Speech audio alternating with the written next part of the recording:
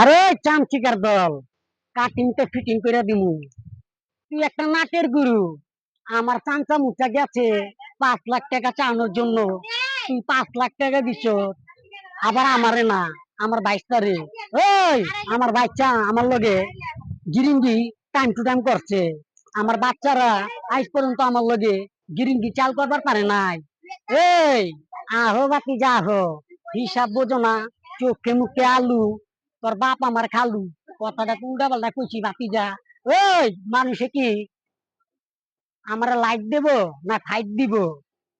নাম সোনা মিয়া, হিসাব বোঝো না, একদম কাটিং তে ফিটিং করে দিমু।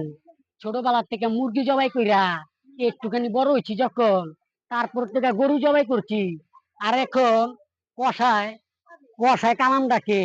এই কথাবার্তা সাবধানে কবি, আল্লাহ তালা ডাক দেওয়ার আগে পাঠায় দিন উপরে। আমার চোখ দেখলে কিন্তু বাঘের সিংহ পানি খায়। ও লে লে লে লে লে। আর কি জানো বিষয়টা কইলে যে